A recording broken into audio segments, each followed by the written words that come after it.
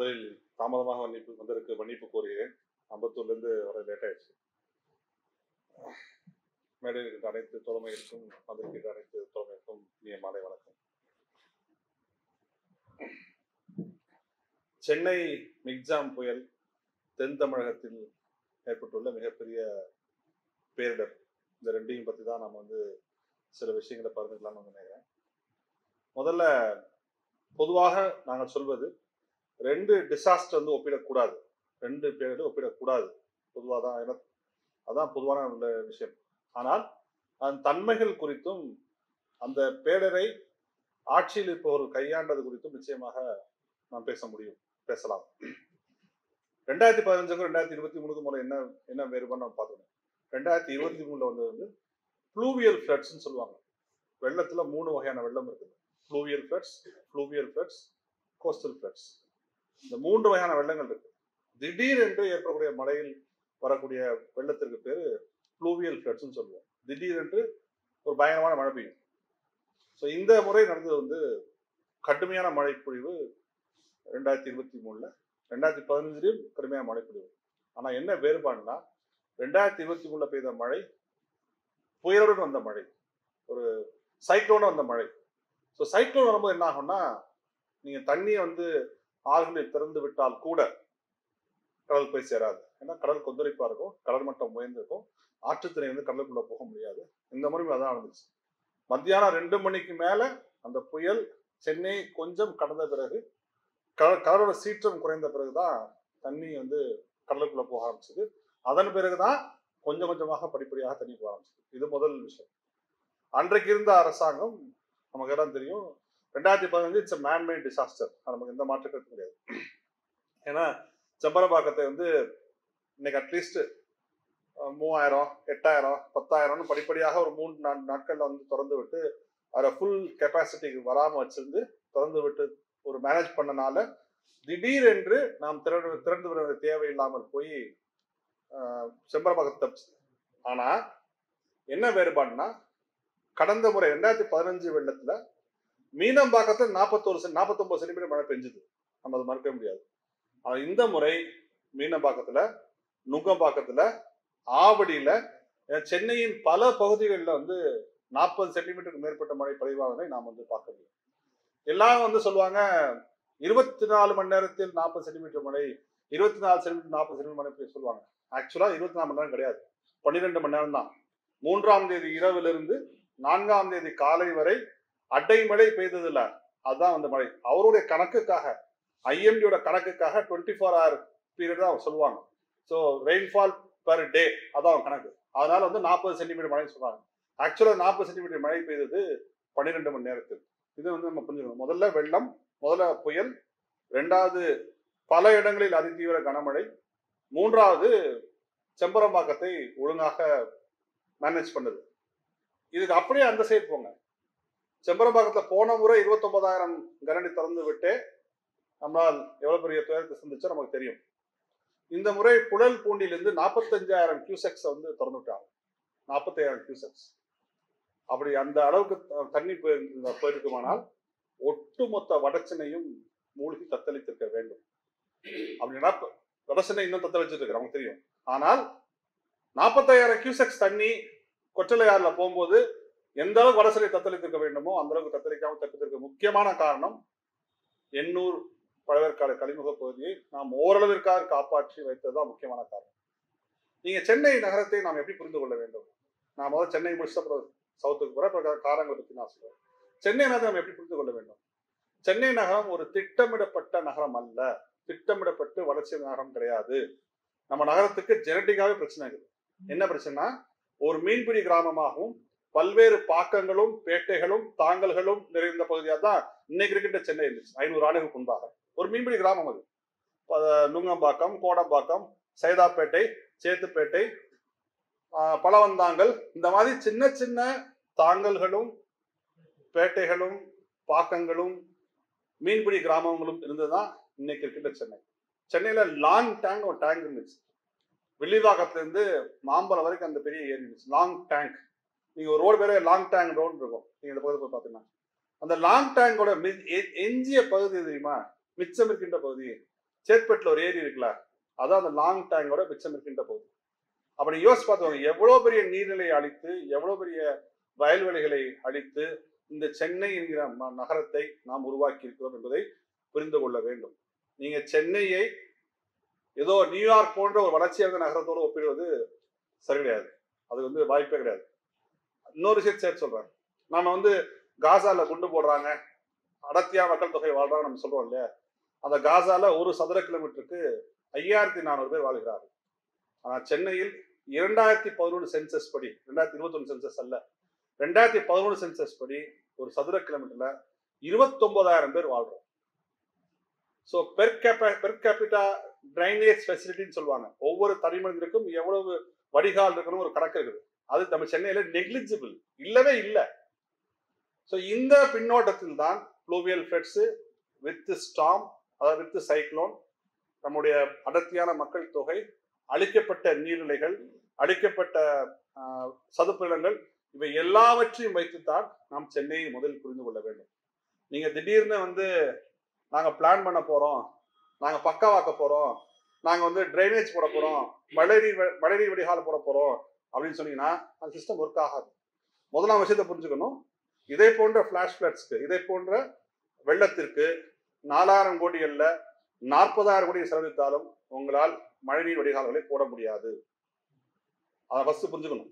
நீங்க இந்த 30 சென்டிமீட்டர் தயாராக, இன்னைக்கு 20 சென்டிமீட்டர் தயாராகும்னு சொல்றாங்க. அமைச்சர் சொல்றாரு நாங்க 20 சென்டிமீட்டர் ரெயின்ஃபால் தயாராகும்னு சொல்றாரு. அது ரொம்ப எடுத்துட்டா கூட இன்னைக்கு 45 சென்டிமீட்டர் பெஞ்சிருச்சு. நாளைக்கு 60 சென்டிமீட்டர் போச்சு என்ன பண்ணுவோம்? நான் ஒரு அங்க இருக்கின்ற ஒரு அதிகாரிகிட்ட கேட்டேன், சத்தியவாதம் அங்க இருக்காங்க.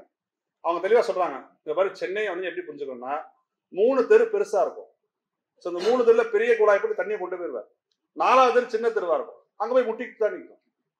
அப்ப நீங்க 40 சென்டிமீட்டர்ல எவ்வளவு சென்டிமீட்டர் மழைக்கும் நீங்க எவ்வளவு டிரைனேஜ் ஃபெசிலிட்டியை போட்டாலும் நீங்கள் வந்து கையாளுவது கடினமா தான் இருக்கும். இதை தவிர சென்னை மாதிரி ஒரு அற்புதமான நகரம் கிடையாதுன்னு சொல்றாங்க. உண்மைதான், ஒரு மிக மிக அற்புதமான நகரம். இன்னைக்கு இல்லை, பல ஆண்டுகளுக்கு முன்பாக, ஒரு 100 ஆண்டுகளுக்கு முன்பாக. இன்னைக்கு சென்னை பகுதி இருக்குல்ல, இன்னைக்கு சென்னை நாம் சொல்லக்கூடிய பகுதி, நீங்க லண்டன் போனீங்கன்னா தேம்ஸ் நதியை பத்தி பெருமையா சொல்லுவாங்க, வாஷிங்டன் போனா பொட்டாபேங்க் நதியை பத்தி சொல்லுவாங்க. ஆனா சென்னைக்கு என்று 4 நதிகள் இருக்கு நமக்கு. வட சென்னைக்கு ஆரணியாறு, கொற்றலையாறு, மத்திய சென்னைக்கு கூவம், தென் சென்னைக்கு அடையாறு, அதற்கு கீழே போனோம்னா பாலாறும் கோகுளமும். இதை தவிர 30 பெரிய ஓடைகள், ஒட்டேரி நல்லா, காட்டன் கால்வாய், விருகம்பகம் கால்வாய், மாம்பழம் கால்வாய் என 30 பெரிய ஓடைகள், 542 சிறிய ஓடைகள். இதுதான் சென்னைக்கான வடிகால். இது வந்து பெரியநெல் ரிவர்ஸ் வருடம் முழுக்க போகக்கூடிய தண்ணி கிடையாதுங்க, வடிகால் சிஸ்டம், டிரைனேஜ் சிஸ்டம். இது மழை பெய்யும், சின்ன ஓடை தண்ணியை கொண்டு போய் பெரிய ஓடை கொண்டு போய் சேர்க்கும், பெரிய ஓடை தண்ணியை கொண்டு போய் நதி கொண்டு போய் சேர்க்கும், நதி தண்ணியை கொண்டு போய் கடலுக்கு போய் சேர்க்கும். இந்த சிஸ்டம் இருக்குல்ல, இன்னைக்கு வந்து விருகம்பாக்கம் கால்வாய் போய் பாருங்க, அரும்பாக்கம் மெட்ரோ ஸ்டேஷன் முன்னாடி இருக்கும். அது அவ்வளோ பெரிய கால்வாய், இன்னைக்கு சாக்கடை மாதிரி வந்து ஓடுது. மாம்பழம் கால்வாய், ஒட்டேரி நல்லா, நீங்க ஒவ்வொன்றுக்கும் ஒரு ஒரு ஒரு ஒரு வித்து இருந்துச்சு, ஒரு ஒரு பிளட் பிளைன்ஸ் இருந்துச்சு. எல்லாவற்றையும் நாம் அழித்ததன் விளைவாத்தான் இன்னைக்கு சென்னை வந்து இதை தவிர வட சென்னைக்கு வந்து எண்ணூர் பழவேற்காடு சதுப்பிடமும், தென் சென்னைக்கு வந்து பள்ளிக்கரணை சதுப்பிடமும். நீங்க நம்ம வேளச்சேரின்னு சொல்றோம்ல, அது ஒரிஜினல் பேர் வெள்ளச்சேரி. எவ்வளவு வெள்ளம் வந்தாலும் தாங்கிக் கொள்ளக்கூடிய தான் அந்த வெள்ளச்சேரி. நீங்க நாம் பேசுகின்ற வேளச்சேரி, அது பள்ளிக்கரணை சதுப்பிடம் இருந்துச்சு. ஸோ எவ்வளவு மழை பெஞ்சாலும் தாங்கிக் கொள்ளக்கூடிய அந்த பகுதிகள் இருந்ததை நாம் அழித்து விட்டு உருவாக்கப்பட்டதுதான் சென்னை. நீங்க சென்னையை நாங்க ஏன் மறுபடியும் சென்னை போதும், சென்னைக்கான புதிய புதிய தொழிற்சாலைகள் போதும்னு என்ன சொன்னோம்னா, இந்த பெர் ஸ்கொயர் கிலோமீட்டர் டென்சிட்டி, மக்கள் அடர்த்தியாக ஒரு சதுர கிலோமீட்டர் வாழ்றாங்கல்ல, அது இன்னைக்கு வந்து நியூயார்க் நகரம் இருக்குல்ல, அது பிளான்டு சிட்டி. கடந்த சென்னைக்கு ஒரு 500 வருஷம், நமக்கு 500 வருஷம் வரலாறு இருக்கு. ஆனா நியூயார்க் நகரம் 150-200 வருஷம் வரலாறு இருக்கும். அது வெறும் வெல் பிளான்டு சிட்டி. அந்த நியூயார்க் நகரத்துல ஒரு சதுர கிலோமீட்டருக்கு 11,000 பேர் தான் வாழ்றாங்க. திட்டமிடப்பட்ட நகரம் அந்த நகரம். ஆனால் திட்டமிடப்படாமல் தன் போக்கில் வளர்ந்து ஆட்சியாளர்களின் ஆசைக்கெல்லாம் இரையாகி வளர்ந்த ஒரு நகரத்தில் நீங்க ஒரு சதுர கிலோமீட்டருக்கு 29,000 பேர் நம்ம வந்து வாழ்றோம். ஸோ நாங்க ஏன் சென்னை போதும் அப்படின்னு சொல்றோம்னா, சென்னைக்கான வளர்ச்சி இங்க இருக்கவங்கள வெளியே போகணும்னு அர்த்தம் கிடையாது. இந்த சதுர கிலோமீட்டர் 30,000 பேர் வாழ்றோம்ல, 29,000 பேர் வாழ்றோம்ல, அது 40,000 பேர் ஆயிர வேண்டாம், இன்னும் சிக்கலாயிர வேண்டாம்னு சொல்றதுக்காக தான் சென்னைக்கான திட்டங்கள் போதும்னு சொல்ற முக்கியமான காரணம் அதுதான் முக்கியமான காரணம். ஒன்று. இரண்டாவதாக, நல்ல வேளையாக இந்த புயல் சென்னையிலிருந்து 100 கிலோமீட்டர் தூரத்துல உருவாச்சு. உண்மையிலே சொல்ல நல்ல நமக்கு பெரிய லக் இருக்கு. இன்னைக்கு என்ன நடந்திருக்குன்னா, காலநிலை மாற்றத்தால் பெருங்கடலோட வெப்பம் வந்து கடுமையா அதிகரிச்சிச்சு. ஓஷன்ஸோட டெம்பரேச்சர் வந்து ரொம்ப அதிகமா இருக்கு. நீங்க வந்து ஒரு புயல் உருவாகிறதுக்கு 3 முக்கியமான காரணிகள் வேணும். ஒரு பெருங்கடலோட வெப்பம் வந்து 27 டிகிரி செல்சியஸ் இருக்கணும். அதிகமான ஈரப்பதம் மாய்ஸ்சர் வேணும். மூன்றாவது பருவ காற்று வேணும். ஸோ இந்த 3 சேர்ந்துச்சுன்னா காற்றழுத்த தாழ்வுநிலை, காற்றழுத்த தாழ்வு மண்டலம், புயல், தீவிர புயல், அதி தீவிர புயல். இதான் வேரியஸ் ஸ்டேஜஸ். ஏற்கனவே நான் வெளியிடக்கூடிய ஹீட்ல, கார்பன் வெளியிடக்கூடிய கார்பன்ல அந்த ஹீட்டை வந்து கிட்டத்தட்ட சூரியனுக்கு திரும்பி போக வேண்டிய ஹீட் இங்க பூமிக்குள்ளே ட்ராப் ஆகுது. ஏன்னா நாம புதைப்படிம எரிபொருளை எரிச்சு வளிமண்டலத்துல ஃபுல்லா வந்து கிரீன் ஹவுஸ் கேசஸால் நிரப்பி வச்சிருக்கோம். பசுமையில குடிவா நிறைச்சி வச்சிருக்கோம். அப்ப உள்ளவர்களுடைய ஹீட் வந்து வெளியே போக முடியல, வெப்பம் போக முடியல. அந்த வெப்பம் இங்கேயே ட்ராப் ஆகுது. அதான் நம்ம குளோபல் வார்மிங், புவி வெப்பம் அதான் சொல்றோம் இல்லையா, அதான் குளோபல் வார்மிங். ஸோ உள்ளே ஹீட் ட்ராப் ஆகிறதுனால அந்த ட்ராப் ஆகிற ஹீட்ல 89% வெப்பத்தை பெருங்கடல்கள் வாங்கி கொள்கின்றன. 89% நான் வந்து சும்மா அப்படி சொல்லிட்டு போனா எவ்வளவு இருக்கும் அப்படின்னு யோசிச்சு பார்த்தீங்கன்னா, ஒவ்வொரு நொடிக்கும், ஒவ்வொரு நிமிஷத்துக்கு இல்லை, ஒரு மணி நேரத்துக்கு இல்லை, ஒவ்வொரு நொடிக்கும் ஹிரோஷிமா அணுகுண்டுகள் 12 அணுகுண்டுகள் போட்டால் எவ்வளவு வெப்பம் வருமோ அந்த அளவு வெப்பத்தை உலகத்தில் உள்ள பெருங்கடல்கள் ஒவ்வொரு நொடியும் உள்வாங்கி கொண்டிருக்கின்றன. ஒவ்வொரு நொடியும் பெருங்கடலோட ஓஷன்ஸோட டெப்த், ஆவரேஜ் டெப்த், சராசரி ஆழம் 4 கிலோமீட்டர். சில இடங்கள்ல 10 கிலோமீட்டர் ஆகும், சில இடங்கள்ல 0 இருக்கும். அதுல முதல் 2 கிலோமீட்டர் கம்ப்ளீட்டா முடிஞ்சு போச்சு. முதல் 2 கிலோமீட்டர் பெருங்கடலோட முதல் 2 கிலோமீட்டர் அளவுக்கு கம்ப்ளீட்டா முடிஞ்சு போச்சு. ஸோ பெருங்கடல் வெப்பம் 27 டிகிரி செல்சியஸ் இருக்கக்கூடிய பெருங்கடல் வெப்பம் இன்னைக்கு 29-31 டிகிரி செல்சியஸா ஆயிடுச்சு.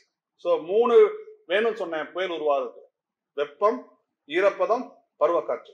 முதல்ல வெப்பம் 29 to 31 டிகிரி செல்சியஸ் ஆட்டோமேட்டிக் ஆயிடுச்சு. ரெண்டாவது, தண்ணியை சுட வச்சா என்ன ஆகும்? நீராவி ஆகும்ல. அப்ப அங்க மாய்ஸ்சர் ரெடியா இருக்கா, ஈரப்பதம் ரெடியா இருக்கா? மூன்றாவது, பருவக்காற்று. நமக்கு இதுதான் பருவமழை காலம். வடகிழக்கு பருவமழை நம்ம பருவமழை, வடமேற்கு பருவமழையில பருவக்காற்று வந்தோன்னே ஏற்கனவே 2 கண்டிஷன்ஸ் ரெடியா இருக்கு. டக்குன்னு 3ஆம் கண்டிஷன் சேர்ந்து காற்றழுத்த தாழ்வுநிலை, காற்றழுத்த தாழ்வு மண்டலம் புயலாக உருவெடுத்தது. இதுல என்ன ஒரு முக்கியமான விஷயம், நான் ஏன் 100 கிலோமீட்டர்ல உருவானதுனா தப்பிச்சோன்னு சொன்னோம்னா, இதே புயல் ஒரு 300-400 கிலோமீட்டர் தள்ளி அந்தமான் பக்கத்துல உருவாயிருந்ததால் இன்னைக்கு பெருங்கடல் வெப்பம் அதிகமா இருக்கனால நிறைய தண்ணி நீராவியாகி வளிமண்டலத்துல ரெடியா இருக்கு, ஈரப்பதம் ரெடியா இருக்கு. ஸோ வரக்கூடிய காற்று, அந்த புயல் காற்றடித்து வரும்பொழுது இந்த ஈரப்பதத்தை உள்வாங்கிக்கிட்டே வரும். அதனாலதான் நீங்க நல்லா கவனிச்சு பாத்தீங்கன்னா 16-17 கிலோமீட்டர் ஸ்பீட்ல போன புயல் சென்னை நெருங்கும் பொழுது 8 கிலோமீட்டருக்கு வந்துருச்சு. அது சிம்பிள் அறிவியல் தான். ஒரு டேங்கர் லாரி, அந்த லாரியை நீங்க சும்மா அமிச்சிங்கன்னா ஃபாஸ்டா போகும். அதுல தண்ணி இல்லாட்டி பால் இல்லாட்டி எண்ணெய் ஊற்றி அமிச்சுன்னா ஃபாஸ்டா போக முடியுமா? முடியாது இல்லையா? இவ்வளவு ஈரப்பதத்தை சுமந்து கொண்டு வரும் அந்த புயல் காற்றால், புயலோட பேண்டால ஸ்பீடா போக முடியாது. ஸ்பீடா போகாம என்ன ஆகுது? மெதுவா போகுது. மெதுவா போகும்போது என்ன ஆகும்? இன்னும் நிறைய ஈரப்பதத்தை வந்து உள்வாயும். அதனால்தான் சென்னையை நெருங்கும் பொழுது, சென்னைக்கு மிக அருகாமையில் வரும்பொழுது 8 கிலோமீட்டர் ஸ்பீட்ல தான் அந்த புயல் நகர்ந்தது. சென்னையை துவம்சம் செய்து மழை கொட்டி தீர்த்தது. இதே நீங்க யோசிச்சு பாருங்க, 300 கிலோமீட்டர் தாண்டி உருவாயிடுச்சுன்னா இந்த 300 கிலோமீட்டர் டிராவல் பண்ற தூரத்திற்கும் ஈரப்பதத்தை சுமந்து கொண்டு சென்னைக்கு வந்திருந்தால் இன்னைக்கு காயல்பட்டினத்தில் நிகழ்ந்த மழைப்பொழிவு சென்னையிலும் ஏற்பட்டாலும் ஆச்சரியப்படுவதில்லை. ஸோ இந்த சென்னை வெள்ளத்தை நாம் வந்து ஒரு ஒரு முக்கியமான ஒரு விஷயத்தோடு ஒப்பிட்டு பார்க்க வேண்டும். எல்லாரும் எங்கிட்ட வந்து நிறைய பேர் வந்து எங்கிட்ட சில பேர் கிண்டல் பண்ணுவாங்க, நீ வந்து பூமர் மாதிரி ஆகிட்ட, எப்போ பார்த்தாலும் மக்களை பயப்படுத்திட்டே இருக்க, 1936 அந்த மாதிரி வெள்ளம் வந்தது இல்லையா, 877 வெள்ளம் வந்தது இல்லையா அப்படின்னு கேட்பாங்க. காலநிலை மாற்றம், கிளைமேட் சேஞ்ச் என்ன பண்ணுதுன்னா, எதையும் புதுசால கண்டுபிடிக்கல, எதையும் புதுசால உருவாக்கல, எல்லாவற்றையும் தீவிரத்தன்மை உடலாக மாற்றுது. ஒண்ணு. ரெண்டாவது, 2 டிசாஸ்டருக்கு இடையில் உள்ள காலவெளியை சுருக்குகிறது. நீங்க முன்னாடிலாம் பெரியவங்க தாத்தா பாட்டி கிராமத்துல இருந்து கேட்டு பாருங்க, தனுஷ்கோடியில் ஒரு புயல் வந்துச்சு அப்படின்னு சொல்லுவாங்க. நீங்க போய் கேட்டீங்கன்னா இன்னைக்கு எப்படி சொல்லுவாங்க? கஜா புயல், ஒக்கி புயல், தானே புயல், வர்தா புயல், நிவர் புயல், மண்டோஸ் புயல், புவீர் புயல், மிக்ஜாம் புயல். எத்தனை பேரை பார்த்துட்டோம்.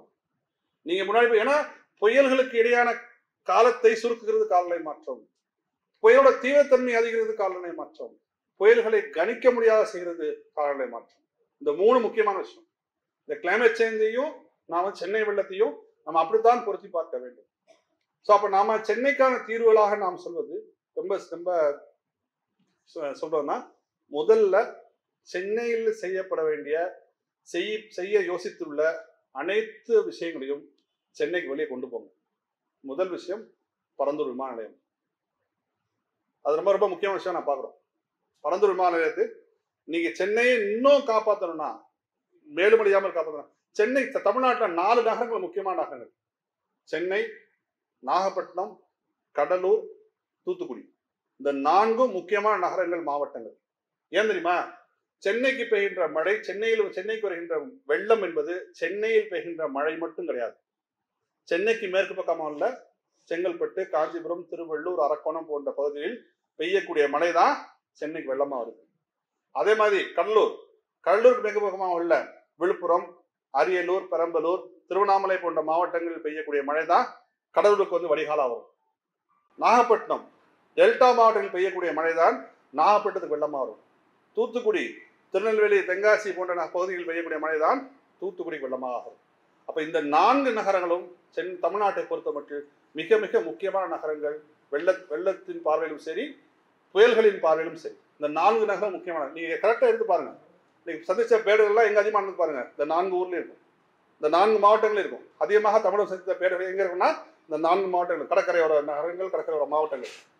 அப்ப சென்னையை மேலும் வெள்ளத்திலிருந்து சிக்காமல் தவிர்ப்பதற்கான முக்கியமான விஷயம் நான் பார்ப்பது, சென்னைக்கு மேற்கு பக்கமாக உள்ள நாம் அளித்ததெல்லாம் போக, நாம் வந்து வள்ளுவர் கோட்டம் கட்டினது, நாம் வந்து ஈகா தட்டு கட்டினது, நாம் வந்து எல்லாம் கட்டினதெல்லாம் போக மீதம் இருக்கின்ற சென்னை, காஞ்சிபுரம், திருவள்ளூர், செங்கல்பட்டு, அரக்கோணத்தின் ஒரு தாலுகா, அரக்கோணம் தாலுகாவில் எஞ்சியுள்ள 4100 நீர்நிலைகளையும் முழுவதுமாக தூர்வாரி முழு கொள்ளளவு கொண்டு சென்று அதன் வரத்து கால்வாய்களும் போக்கு கால்வாய்களும் ஆக்கிரமிப்புகளை அகற்றி அதை ஒழுங்காக சீர்படுத்தினால் சில இடங்களில் நாம் தேவைப்பட்டால் நீர்நிலைகளை ஆழப்படுத்தவும் தேவைப்படும். செம்பரம்பாக்கம் ஏரி வேற, குளம் வேற. நமக்கு தெரியும், ஏரியோட பர்பஸ் வேற, குளத்தோட பர்பஸ் வேற.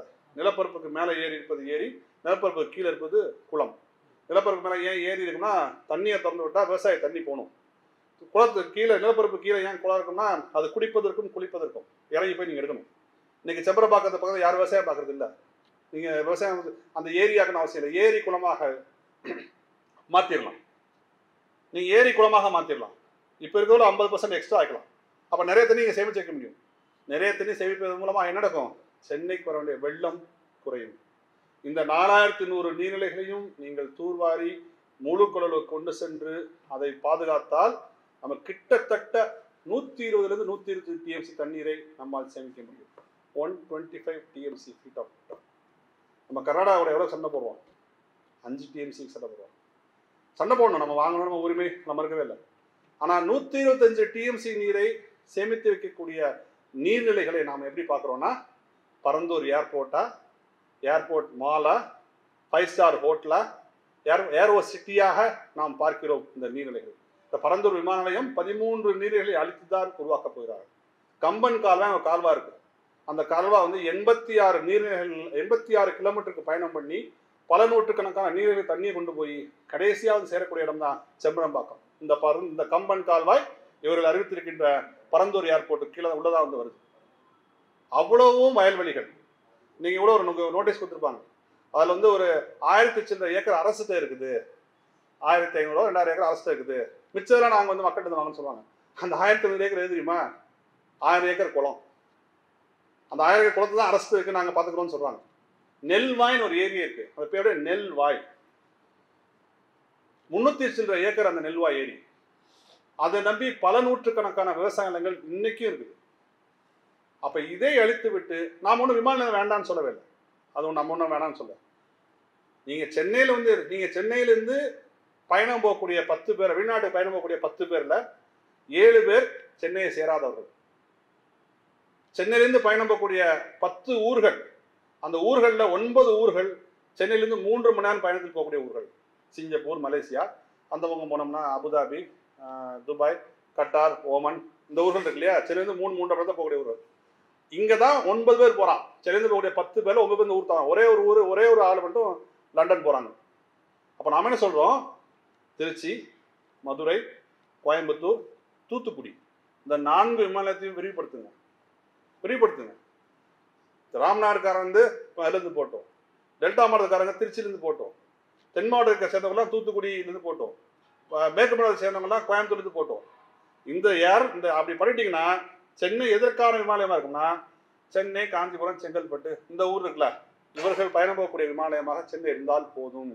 நீங்கள் சென்னையை மேலும் விரிவாக்கம் செய்து மேலும் பெரிதாக்கி இங்கே எல்லாத்தையும் கொண்டு சேர்த்து, ராம்நாடுலேருந்து ஒரு ஆள் வந்து கட்டார் போகிறதுக்கு இல்லை இங்கிலாந்து போகிறதுக்கு நைட்டு பூரா வந்து இங்கே ஹோட்டலில் ரூம் போட்டு தங்கி மறுநாள் இரவு ஃப்ளைட்டை பிடிச்சி ஏன் போகணும்?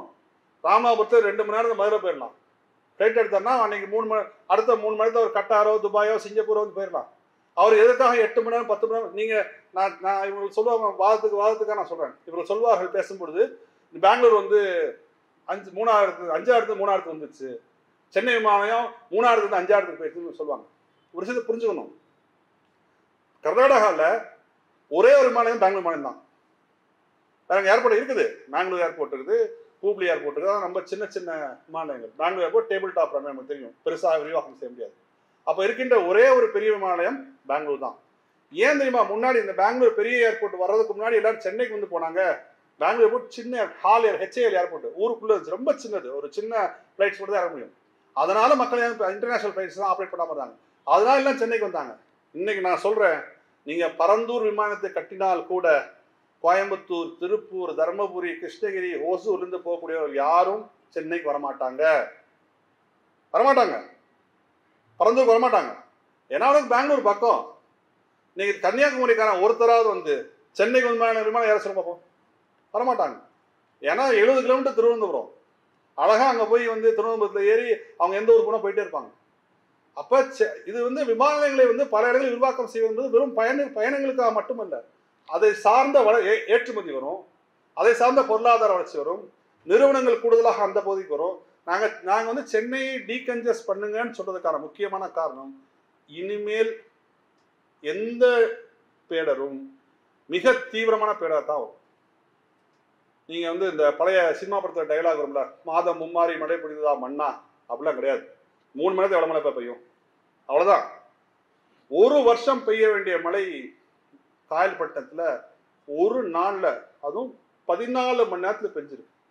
காயல்பட்டினத்தின் வருடாந்திர மழைப்பொழிவு 95 சென்டிமீட்டர். 3 நாளைக்கு முன்னால் காயல்பட்டினத்தில் ஒரு நாளில், அதுவும் இந்த 14 மணி நேரத்தில் பெய்த மழைப்பொழிவு 95 சென்டிமீட்டர். நீங்க யோசிச்சு பார்க்கணும்.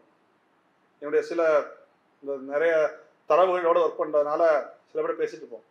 அவர்கள் என்னிடம் சொன்னது, சென்னை சில ஆண்டுகளில் 60 சென்டிமீட்டர் மழைப்பொழிவை எதிர்பார்க்கக்கூடிய சூழல் வரும்னு சொல்லி சொல்றாங்க.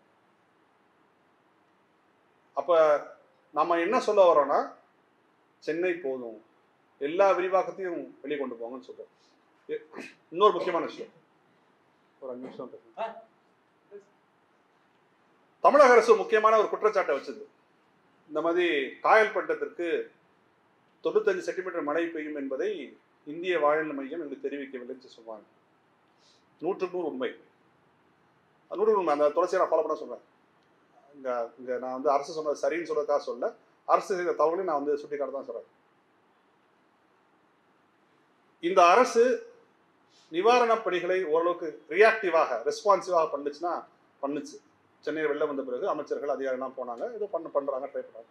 ஆனா ப்ரோஆக்டிவா இருந்துச்சா, முன்னெச்சரிக்கை எடுத்துச்சான்னு கேட்டா இல்லைன்னு தான் சொல்லணும். ஏன்னா சில அமைச்சர்கள் சொல்றாங்க, எங்களுக்கு இவ்வளவு பெரிய மழை, நான் சென்னையை வச்சு சொல்றேன், காயல்பட்டுக்கு அப்புறம் போறேன், இவ்வளவு பெரிய மழை வரும் என்று நாங்கள் எதிர்பார்க்கவில்லைன்னு சொல்றாங்க. அதுவே தப்பு.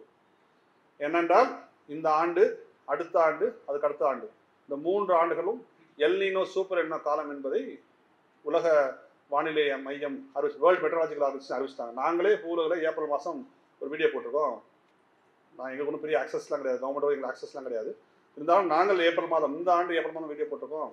உலகத்தில் உள்ள 7 கிளைமேட் மாடல்ஸ், 7 காலநிலை மாதிரிகளும் இந்த ஆண்டு, அடுத்த ஆண்டு, அதுக்கு அடுத்த ஆண்டு சூப்பர் எல்னினோ ஆண்டாக இருக்கும் என்பதை அறிவித்து விட்டதாக நாங்களே வீடியோ போட்டிருக்கோம். 2015 சூப்பர் எல்னினோ ஆண்டு. ஸோ சூப்பர் எல்னினோ வந்துச்சுன்னா உலகத்தில் மிகப்பெரிய தீவிர காலநிலை நிகழ்வுகள், மிகப்பெரிய எக்ஸ்ட்ரீம் ஈவெண்ட்ஸ் நடக்கும்னு சொல்லி எல்லாருக்கும் தெரியும். ஆஸ்திரேலியா ஒரு காட்டு தீ வந்துச்சு, ஞாபகம் தெரியல, எத்தனை லட்சக்கணக்கான காட்டுயிர்கள் அழிஞ்சு போச்சு. நம்ம பல விலங்குகளை வந்து சுட்டெல்லாம் கொண்டாங்க, தண்ணி குடிக்க ரொம்ப தண்ணி இல்லாமல் போய் சுட்டெல்லாம் கொண்டாங்க. ஒரு மிகப்பெரிய காட்டுக்கு ஏற்பட்டு பல லட்சக்கணக்கான உயிர்கள் அதை காட்டுக்கு ஏறினாங்க. அது சூப்பர் எல்னினோ ஆண்டு. சென்னை வெள்ளம் வந்து 2015 சூப்பர் எல்னினோ ஆண்டு. அப்போ சூப்பர் எல்னினோ ஆண்டாக இருந்தால் இந்த ஆண்டோ அடுத்த ஆண்டோ அதுக்கு அடுத்த ஆண்டோ இதை போன்ற தீவிர காலநிலைகளை எதிர்பார்க்க வேண்டும் என்பது அடிப்படையான விஷயம். இதே இந்த அரசு எதிர்பார்க்கல. எங்களுக்கு நாங்கள் எதிர்பார்க்கலன்னு சொல்ல வந்து ஏற்றுக்கொள்ள முடியாது. அது நிச்சயமாக ஏற்றுக்கொள்ள முடியாது. நீங்கள் எதிர்பார்த்திருந்திருக்க வேண்டும். நாங்கள் டிசாஸ்டர் பொறுத்த மட்டும் என்ன சொல்லுவோம்னா, பேரலை பொறுத்த மட்டும் யூ ப்ரிப்பேர் ஃபார் த வஸ்ட். நீங்கள் மிகவும் மோசமான விலைகளை ஏற்படுத்த நீங்கள் தயாராங்க. அதோட கொஞ்சம் கம்மியாக இருந்துச்சுன்னா பிரச்சனை கிடையாது. ஒரு 10 லட்சம் பேர் பாதிக்கப்படுவாங்க அப்படின்னு நீங்கள் முன்னெச்சரிக்கை எடுத்து 5 லட்சம் பேர் தான் பாதிக்கப்பட்டாங்கன்னா தப்பு ஒன்றும் இல்லை, நல்லதுதான். ஆனால் நீங்கள் 1 லட்சம் பேர் பாதிக்கப்பட்டாங்க நடவடிக்கை எடுத்து 5 லட்சம் பேர் பாதிக்கப்பட்டாங்கன்னா அது எவ்வளோ பெரிய சிக்கலை ஏற்படுத்தும் என்பதை நாம் புரிந்து கொள்ள வேண்டும். ஸோ டிசாஸ்டர்னா get prepare for the worst. So சென்னையை பொறுத்த மட்டும் நாம் வந்து சொல்வது அரசு இன்னும் கூடுதலாக நிச்சயமாக தயாராக இருக்க வேண்டும். காயல்பட்டத்தை பொறுத்த மட்டும் ஐஎம்டி செய்தது மிகப்பெரிய ஒரு பச்சை துரோகம்னு நான் சொல்றேன். ஏன்னா அதிகனமழை எனக்கு ரொம்ப சிரிப்பாக வரும். ஐஎம்டியோட ஃபோர்காஸ்ட்லாம் பார்த்து நான் பல இடங்களில் பேசியிருக்கேன். தமிழ்நாட்டின் அடுத்த 24 மணி நேரத்தில் மிதமானது முதல் கனமானது வரை தமிழகத்தின் கடற்கரையோர மாவட்டங்களில் இதுவா ஒரு ஃபோர்காஸ்ட்டுங்க. தமிழ்நாட்டில் 14 கடற்கரை மாவட்டம் இருக்குது. மிதமானதுனா என்ன, கனமானதுனா என்ன, கனமழை என்ன, அதிதீவிர கனமழைனா என்ன, இதெல்லாம் வைக்கணும்ல. அவங்க ஃபோர்காஸ்ட் நீங்கள் பாருங்கள், எனக்கு பயங்கர ஆச்சரியமாக இருக்கும். மிதமானது முதல் கனமானது வரை தமிழ்நாட்டின் கடற்கரையோர மாவட்டம் 14 மாவட்டம் இருக்குது. தமிழ்நாட்டில் கடற்கரையோர மாவட்டங்கள். நம்ம வெஸ்டர்ன் வேர்ல்டு நீங்கள் அமெரிக்காக்கோ ஐரோப்பாக்கோ போனீங்கன்னா ஒரு ஊர் இந்த ஊரில் போய் இறங்கினீங்கன்னா ஒரு குறுஞ்செய்தி ஒரு எஸ்எம்எஸ் வரும். நீங்கள் வந்து ஃப்ளோரிடா போகிறீங்க அவ்வளோதான் சொல்கிறேன், அந்த ஊருக்கு போனால் ஒரு எஸ்எம்எஸ் வரும். இன்னைக்கு மாலை 3:33 5:42 வரைக்கும் 3 மில்லிமீட்டர் மழை பெய்யும் ஒரு எஸ்எம்எஸ் வரும். 3:43 5:42 வரைக்கும் 3 மில்லிமீட்டர் மழை பெய்யும் உங்களுக்கு ஒரு எச்சரிக்கை வரும். நீங்கள் உலகத்தில் இருக்க எல்லா மாதிரிகளும் போயிட்டுருக்காங்க. ஆனால் நம்ம என்ன சொல்கிறோம், மிதமானது முதல் கனமானது வரை தமிழகத்தின் கடற்கரையோர மாவட்டங்கள் அப்படிதான் சொல்கிறோம். ஏதோ இப்போ முன்னேறி முன்னேறி முன்னேறி வந்து இப்போ கனமழை தீவிர கனமழை சொல்ல ஆரம்பிச்சிருக்காங்க. ஸோ ஐஎம்டி வந்து 17ஆம் தேதி ஃபர்ஸ்ட் அவங்க கொடுத்தது ஆரஞ்சு அலர்ட் தான், ரெட் அலர்ட் கொடுக்கவே இல்லை. 20 சென்டிமீட்டர் மழை பெஞ்ச பிறகுதான் ஐஎம்டி வந்து இல்லை அதிதீவிர கனமழை சொல்லி ரெட் அலர்ட் மாட்டுறாங்க. இங்கே சென்னையிலும் சரி, சென்னைக்கும் காயல்பட்டு சேர்த்து நான் ஐஎம்டி மேலே குற்றச்சாட்டு வைக்கிறேன். நீங்கள் கனமழைன்னு சொல்கிறீங்க, அதிகனமழைன்னு சொல்கிறீங்க, ஓகே. அது பொதுமக்கள் நமக்கு வந்து பீதி அடைஞ்சிடக்கூடாது, நம்ம ரொம்ப டென்ஷன் ஆகக்கூடாது. 40 சென்டிமீட்டர் 50 சென்டிமீட்டர் சொன்னால் நம்ம பயந்துருவோம் இல்லையா, அவள் பயந்துடக்கூடாதுன்னு சொல்லி நீங்கள் கனமழை அதிகமழை சொல்லுங்க, ரைட், ஓகே. குறைஞ்சபட்சம் அரசுக்கு சொல்லணும்ல, எப்பா 50 சென்டிமீட்டர் மழை பெய்யும்பா நீ தேரன்னு சொல்லணும்ல. சென்னைக்கும் சொன்ன மாதிரி தெரியல, காயல்பட்டில் இன்னும் மோசம் 20 சென்டிமீட்டர் பெய்ஞ்சு சொன்னாங்க. 20 சென்டிமீட்டர் மழை பெய்ஞ்ச பிறகு 20 சென்டிமீட்டர் மழை பெய்யுன்னு சொல்லி ஐஎம்டி சொல்றாங்க. ஆனா யூரோப்பியன் மாடல்ஸ், ஐரோப்பிய மாதிரிகள் இருக்குல்ல, ECMFW ECMWF அப்படின்னு மாடல் இருக்கு, யூரோப்பியன் மாடல் 100 சென்டிமீட்டர் மழை பெய்யுன்னு சொல்லிட்டாங்க. 100 சென்டிமீட்டர் மழை பெய்யுன்னு சொல்லிட்டாங்க. AFS அமெரிக்க மாடல் இருக்கு. அந்த மாடல் எப்படின்னா 27 கிலோமீட்டர் அந்த இடதூரத்தை சார்ந்து அந்த டேட்டாவை சொல்லணும். ஐஎம்டி என்ன சொல்றாங்கன்னா, நாங்கள் அந்த 27 கிலோமீட்டர் எடுத்து 12 கிலோமீட்டர் சுருக்கி தான் நாங்கள் டேட்டா சொல்றோம். நாங்கள் அந்த மாடலே 50 சென்டிமீட்டர் மழை பெய்யுன்னு சொல்லிட்டாங்க. ஆனால் இவங்க சொன்னது 20 சென்டிமீட்டர் தான் மழை பெய்யுன்னு சொன்னாங்க. அதனால் இந்த விஷயத்தை பொறுத்த மட்டும் ஐஎம்டி இன்னமும் ஒன்றிய அரசாங்கம் சில விஷயத்தை புரிந்து கொள்ள வேண்டும். ஒன்றிய அரசாங்கத்துறை தான் ஐஎம்டி. நீங்கள் சர்தார் பட்டாலுக்கு 4000 கோடியில் செலவிக்கிறீங்க, 10,000 கோடியில் ராமர் கோயில் கட்டுறீங்க, இதெல்லாம் மக்களை காப்பாற்ற போகிறது கிடையாது. இந்தியாவிற்கென தனிப்பட்ட காலநிலை மாதிரிகள், கிளைமேட் மாடல்ஸ் இந்தியாவுக்கென வேண்டும். எத்தனை ஆயிரம் கோடி செலவு செஞ்சாலும் சரி, அத்தனை ஆயிரம் கோடி செலவு செய்து நீங்கள் ஐரோப்பிய ஒரு விஷயம் தான் புரிஞ்சுக்கணும். வெப்பமண்டல நாடுகளுக்கு வானிலையை கணிப்பது மிக மிக கடினமான விஷயம். நமக்குன்னு சொந்த மாடல் இருந்தாலே கஷ்டம். நமக்கு சொந்த மாடல் இல்லாமல் நம்ம ஐரோப்பிய மாடலையும் அமெரிக்காவோட மாதிரிகளையும் வாங்கி கடன் வாங்கி நம்ம வந்து தமிழ்நாட்டுக்கும் இந்தியாவுக்குமான கணிப்புகளை செய்ய முயற்சித்தால் இதுதான் நடக்கும். இதுதான் உண்மை. அப்போ இந்திய அரசுக்கு அவள் செய்ய வேண்டிய வேலை, ரேடியோ ஸ்டாண்டே ஒரு எக்யூப்மெண்ட் உண்டு, அதெல்லாம் இப்போ பயன்படுத்த கிடையாது. ரொம்ப வருத்தமாக இருக்குது. அது வந்து இங்கே சென்னையில் இங்கே விமான நிலையத்தில் வச்சுருந்தாங்க. அது என்ன பண்ணுவாங்கன்னா, ஒவ்வொரு ஒரு 4 மணி நேரம் 5 மணி நேரத்துக்கும் பலூன் மாதிரி மேலே போகும். அது மேலே போய் 10 கிலோமீட்டர் மேலே போயிட்டு அங்கே இருக்க டேட்டாலாம் எடுத்து தரும். அந்த டேட்டா வந்து ஐஎம்டிக்கு போகும். இந்த டேட்டா வந்து ஸ்ப்ரெட் பண்ணி அவங்க வந்து விஷயத்தை பார்ப்பாங்க. இந்த ரேடியோ சாண்டேங்கிற மிஷின் இங்கே ஒர்க்கா நான் ஒருபோதும் இந்த சென்னை விமானத்தில் வந்து பலூன் பறந்து நான் பார்க்கல. தெரியல, நீங்கள் யாராவது பார்த்துக்கிறேன் தெரியல. எனக்கு இந்த ரேடியோ சாண்டே எக்யூப்மெண்ட் வந்து வேலை செய்யுதா இல்லையா அப்படிங்கிற விஷயமே வந்து தெரியாது. கடந்த ஆண்டு இன்னும் மோசமாக இருந்துச்சு. ரேடார் வேலை செய்யலை. நமக்கு தெரியும் இந்த ஹார்பரில் இந்த ரேடார் வந்து வேலை செய்யலை. இன்னைக்கு ஒரு மிரர்னவங்க தொலைக்காட்சி சேனலில் நான் டிபேட்டில் கலந்துட்டேன். அங்கே வந்து ஐஎம்டி வந்து ஓய்வு பெற்ற ஒரு டிஜிஎம் ஒரு ஜிஎம் அவர் சொல்கிறாரு, நம்முடைய மலை அளவுனா 30 சென்டிமீட்டர் அளக்க முடியாதுன்றாரு. 30 சென்டிமீட்டர் அளக்க முடியாதுறாரு. இதுதான் நம்முடைய வெதர் ஸ்டேஷன்ஸ் கிளைமேட் மாடல் சொல்ல லட்சணம். இப்போ நாம இந்த அரசு வந்த பிறகு, அதாவது 2021 திமுக அரசு வந்த பிறகு நாங்கள் நிறைய பேர் சேர்ந்து பேசி அரசு சொல்லி தமிழ்நாட்டுக்கென தனியான காலநிலை மாதிரிகளை உருவாக்குவதற்கு 10 கோடி ரூபாய் முதல் பட்ஜெட்டை ஒதுக்குனாங்க. இதுவரைக்கும் அது எந்த வேலை நடைபெற்றதாக எங்களுக்கு தெரியல. இதை உடனடியாக, ஏன்னா மீசோ ஸ்கேல் சொல்லுவாங்க, 10 கிலோமீட்டருக்கு நமக்கு வந்து டேட்டா தெரியும். இப்போ முன்னாடி நீ பார்த்தீங்கன்னா ஒரு வருஷம் எல்லாம் இப்பவும் இருந்தது, பெருங்குடியில் மழை கொட்டி தீர்க்கும், முகப்பேர மழை பெய்யாது. 10 கிலோமீட்டர் இடைவெளியில் இந்த டிஃபரன்ஸ் தெரியும். அப்போ இந்த 10 கிலோமீட்டர் இடைவெளியில் மீசோ ஸ்கேல் சொல்லுவாங்க ஆங்கிலத்தில். இந்த 10 கிலோமீட்டர் இடைவெளியில் அதுக்கான மாடல்களை உருவாக்கி தமிழக அரசு, இதுக்கு ஒரு 5-6 வருஷம் ஆகும். நான் நாளைக்கே உருவாயின்னு சொல்ல, 5-6 வருஷம் ஆகும். ஆனால் அதுக்கான துவக்க புள்ளியை இப்போதே துவக்கி தமிழ்நாட்டுக்கு என்ன காலநிலை மாதிரிகளை தமிழக அரசு உருவாக்க வேண்டும். அடுத்ததாக சென்னை, கடலூர், நாகப்பட்டினம், தூத்துக்குடி இந்த 4 ஊர்களுக்கான real time flood forecasting system, நிகழ்நேர வெள்ள அறிவிப்பு திட்டத்தை, அந்த சாஃப்ட்வேரை உடனடியாக நம்ம தயார் பண்ண முடியும். ஒரு இடத்த சிமுலேட் பண்ணி காமிக்கும். ஒரு இடத்த மழை பெஞ்சதுன்னா எந்தெந்த பகுதியெல்லாம் ஃப்ளட்டிங் நம்ம எடுத்துட முடியும். ஒரு 4 மணி நேரம் நம்ம டேட்டா கிடைச்சிடும். 4 மணி நேரம் டேட்டா கிடைச்சா என்ன ஆகும்? ஈஸியாக மக்கள் வெளியேற்றிடலாம் இல்லையா? ஸோ இந்த real time flood forecasting system நமக்கு நிச்சயமாக இந்த 4 ஊர்களுக்கும் 4 மாவட்டங்களுக்கும் தமிழக அரசு உடனடியாக செய்ய வேண்டும். இது வந்து கிளைமேட் சேஞ்ச், காலநிலை மாற்றங்கிற விஷயம் என்கிட்ட பொதுவாக வந்து நிறைய பேர் கேட்பாங்க, எப்போ பார்த்தாலும் இந்த சுற்றுச்சூழல், காலநிலை மாற்றம், கிளைமேட் சேஞ்சு ஒரே பேசிட்டு இருக்கேன்னு சில பேர் சொல்லுவாங்க. நான் உண்மைதான், மறுக்கலை. ஆனால் எல்லாம் என்ன பதில் சொல்கிறேன்னா, நமக்கு எல்லா பிரச்சனையும் முக்கியம்தான். ஜிஎஸ்டி பிரச்சனை, அந்த பிரச்சனை, எல்லா பிரச்சனையும் முக்கியம்தான். ஆனால் மற்ற பிரச்சனைகளை பொறுத்த மட்டும் ஆட்சிகள் மாறும் பொழுதோ, காலங்கள் மாறும்போதோ பார்த்து கொள்ளலாம், தீர்த்து கொள்ளலாம். ஆனால் காலநிலை மாற்றத்தை பொறுத்த மட்டும் வந்தால் பார்க்கலாம் என்றால் வந்தால் பார்ப்பதற்கு ஒன்றும் இருக்காது என்பதுதான் நிதர்சனமான உண்மை. இந்த உண்மையை இன்னைக்கு என்கிட்ட கேட்டீங்கன்னா, இன்னைக்கு உலகத்தில் உள்ள மனிதர்கள் முன்னால் மானுடத்தின் ஆகப்பெரும் சவால் எதுன்னு கேட்டீங்கன்னா, நான் காலநிலை மாற்றம் தான் சொல்லுவோம், கிளைமேட் சேஞ்ச் தான் சொல்லுவோம். ஏன்னா இதுவரைக்கும் புவியோட வரலாற்றுல கடந்த 10,000 ஆண்டுகளாக தான் மனிதன் ஒரு இடத்துல தங்கி விவசாயம் பார்த்து கிராமமாகி, குடியாகி, நகரமாகி 10,000 வருஷமா இருக்கும். அதுக்கு முன்னாடி புவியோட சராசரி வெப்பம் +10 போகும், -10 போகும். இந்த 10,000 வருஷமா தான் 1 டிகிரி வேரியேஷன் இருக்குது. இந்த புவியோட கடந்த 10,000 ஆண்டு வரலாற்றுல இப்பொழுதுதான் முதல் முறையாக 1.4 டிகிரி டெம்பரேச்சர் வேரியபிலிட்டியை உலகம் சந்திச்சுட்டு 1.5 இன்னொரு 0.1 கூடிச்சுன்னா இதை விட அதிகமான பேரிடர்களை நாம் சந்திக்க வேண்டும் என்பது தரவுகள் நமக்கு வந்து சொல்லுது. நான் ஒரே விஷயத்துக்கு சொல்லி முடிச்சுக்கிறேன். IPCC என்கிற ஒரு உலக பன்னாட்டு குழு 2 ஆண்டுகளுக்கு முன்னால் தன்னுடைய 6வது மதிப்பீட்டு கால அறிக்கையை வெளியிட்டுச்சு.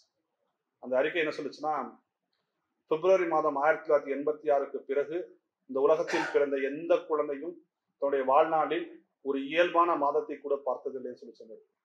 நீங்க யோசிச்சு பாருங்க, பிப்ரவரி மாதம் 1986க்கு பிறகு இந்த உலகத்தில் பிறந்த எந்த குழந்தையும் தன்னுடைய வாழ்நாளில் ஒரே ஒரு இயல்பான மாதத்தை கூட பார்த்ததில்லைன்னு சொல்லி சொன்னார். இப்பொழுது பிறக்கின்ற பிள்ளைகள் அவருடைய 25-30 வயதை எட்டும் பொழுது 2050 வாக்கில் இந்த பிள்ளைகளின் தாத்தா பாட்டி அவர்களுடைய வாழ்நாளில் ஒரே ஒரு முறை சந்தித்த பேடரை இப்பொழுது பிறக்கின்ற பிள்ளைகள் ஒவ்வொரு 2 ஆண்டுக்கு ஒரு முறையும் சந்திக்க போயிடுங்க அதுதான் பதம்பதைக்க வச்சது. அதான் எங்களை பதற வச்சது. அதனால நாங்கள் பூலோரை போட்டோம். இனிமேல் இயல்பான வாழ்க்கை என்பது பேடலுக்கு இடையில் தான். இந்த new normal is life between disaster. இதுதான் எல்லாத்தையும் சொல்றது. எதிர்பாராதவர்களை எதிர்பார்ப்பதே புதிய இயல்பு. எக்ஸ்பெக்ட் தி அன்எக்ஸ்பெக்டட். ஸோ காலநிலை மாற்றத்தை பொறுத்த மட்டும் நம்மால் 3 விஷயங்கள் செய்ய முடியும்.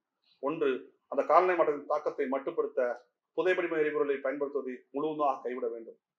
2வது, இன்னைக்கு நீங்க கார்பன் எமிஷனை 0 ஆக்கினா கூட புவியின் சராசரி வெப்பநிலை 1.5 டிகிரிஸை தாண்டி போச்சுன்னா இதை விட பேரழிவு அதிகமாகும். இப்போது ஏற்படக்கூடிய பேரலுக்கு நம்ம எப்படி தகவமைத்துக் கொள்வது, எப்படி நம்ம அடாப்ட் ஆக போறோம், நாம் எப்படி அடாப்ட் ஆக போறோம், அது முக்கியமான விஷயம். 2. 3வது ரெசிலியன்ஸ்.